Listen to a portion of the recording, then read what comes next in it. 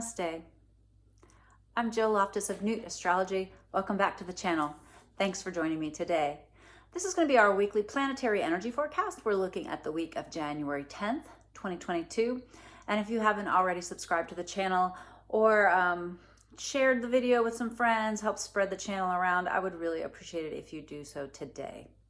So this is an interesting week. I'm thinking about this week as kind of being like, you know how you put a pot of water on to simmer and it comes to a rolling boil?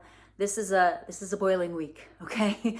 We're gonna start out on a simmer, but boy, by a week from Monday the 10th is going to be a full moon in Cancer, and we've got a lot of dynamic energy coming through early this week. That just kind of builds to this culmination of that full moon, okay? So get yourself organized early in the week, try to get things accomplished. There's going to be a lot of fiery energy. So we've got Mars squaring Neptune this week. And I think of this, I always think of Mars, I've said this before, I think of Mars as like a young soldier on a horse with his sword ready to roar. And it's squaring Neptune, which means he's running around in the fog, okay? He's confused, but he's fiery, but he's confused. And so we've got this, Mars energy in a difficult relationship to the Neptune.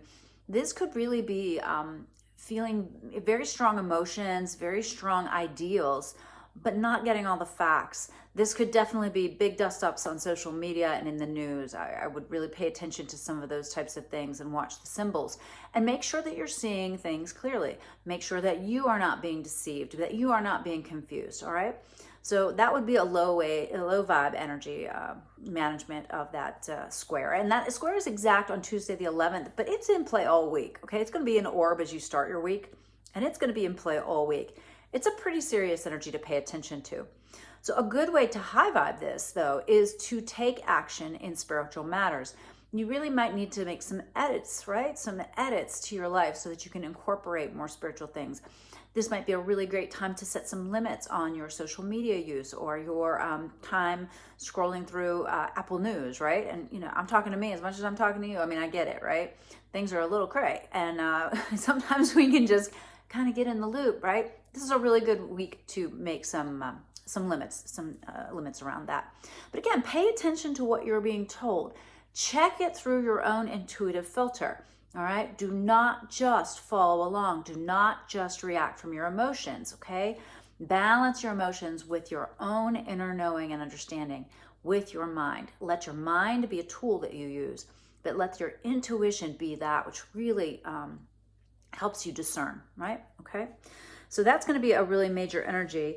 This week also, and this was last week too, but Jupiter's going to be squaring the nodes as well. But the nodes are of the moon, N-O-D-E-S, nodes of the moon, are down to between 0 and 1 degrees of Gemini and Sagittarius. So this is really wrapping up some lessons from the last 18 months. I would expect some movement. The nodes change sign next week. I would expect some interesting developments around the pandemic coming through. So pay attention to what's going on with that kind of stuff this week, and then watch as things really begin to shift as you get to the middle or end of next week. There'll be just something different. It might be worse, it might seem worse, it might be better, but I would imagine there's going to be some developments around that. There also should be some more developments around those Gemini and Sagittarius ruled things like communication, expression, technology, on the lower level technology, not necessarily internet technology, but other technological discoveries, and also travel, education, things along those lines. So watch for those symbols during this week as well. Then we get to Thursday, and on Thursday, what day is that? The 20th. No, the 13th. Thursday, no. Not Thursday, Friday. Friday the 14th, Mercury is going to go retrograde. So I gave you the heads up on that last week, but it's going to retrograde at, checking my Llewellyn calendar, at 10 degrees of Aquarius. Now, interestingly enough, as it retrogrades, it's going to come into a square, a difficult aspect with the planet of Uranus. I wish I could give the astrologer credit for this quote that I use all the time. And if you ever hear them and they take credit for this, please tell me so I could honor them. But squares make you turn a corner, okay? Squares say, no, not that way, this way, even though that might not be in accordance with your plans or the ideas or ideals that you had. So Mercury in a square to Uranus, as Mercury is going retrograde. And next week, Uranus is stationing direct. This is a lot of energy.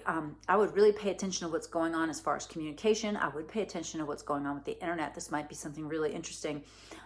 Could be a hack, something like that. Like, I would really watch what's going on. But for yourself, make sure that you've got your Mercury retrograde preparations taken care of before this begins. But understand this is a marvelous time to rethink, re-examine, redo, repair all the re's. And keep in mind also that Mercury, when it retrogrades, appears to be closer to the Earth, all right? So pay attention to communication. Watch that you are, if you aren't sure if they got the email, they probably didn't. Texting is always an incomplete form of communication. And so if you're trying to have some really serious conversations via text, right, as you get into this week, the end of this week, and then for the next several weeks, that's not going to go real well, okay? Pick up the phone and call somebody. Be clear, So that's how you high vibe this, all right? So you also high vibe this by really seeing how can you innovate the way you communicate? How can you innovate the way your mind is working? Do you need an upgrade? Do you need an update, okay? Do you need, I'll be 55 this year. 55? Yeah, I'll be 55 this year. Lord. But yeah, Jill 55.5, right? The upgrade to your thoughts and feelings. And you may have some real synchronicities, some real radical thoughts. And just make sure that you're using, again, your intuition and your logic as you kind of parse through these thoughts and feelings that might come to you, all right? But keep in mind that it is not the best time for initiation of new projects, particularly things that require communication. It's not the best time to purchase electronics or things along those lines as well, all right? Now, the next thing we have to look at is Sunday. Sunday is the 16th. This is a real big buildup to this new moon in Cancer because the sun is going to touch Pluto in Capricorn, okay? So sun coming up to Pluto in Capricorn and then immediately having a full moon in Cancer right across the sky from this sun and from Pluto, all right? This is a very Plutonian full moon that we're building up to. Lots of emotions. I have a giant fuzzy. Can you see it? Dink. Probably a cat hair. Ha! Okay. My filming studio. All right. Thank you for your patience. But seriously, this is like this could be a really the first word that comes to my mind is destructive. It could be a very destructive force. It could be a very regenerative force. So this is, again, at the late degrees of Capricorn in your chart. Know where it is. It should be pretty obvious, but there could be some big changes here. What this asks of you is to let go. Let go. Loosen your grip. Let whatever it is that wants or needs to leave your life, let it go. Okay? Let it be transformed. Let it be regenerated. This is, I was just talking to a client today. It's like, you're trying to pull up the dandelion and you just keep yanking the leaves off. Okay? No. Dig. Get it out so that you can regenerate it, replant, rethink something that's going on in that part of your life, all right? So, yeah. And I'll have more on the full moon in next week's Planetary Energy Forecast, but just have the heads up on that because I think emotions are going to be over the top and there's going to be a lot of things happening with Capricorn-ruled areas of life, like the government, like authority figures, like big corporations, bosses, financial markets. A lot of these things might be influenced by these three particular major flows that are happening this week: the Mars square Neptune, the Mercury retrograde square Uranus, and then Sun Pluto moving into a full moon in Cancer. So, whoo, that's a lot. And there's a lot of other little aspects too, but those are the primary ones. And I think if you keep your eyes peeled, you keep your eyes on those particular energy management techniques, you'll do your best to maximize and manifest the good from these transits and minimize and mitigate the things that could be more difficult.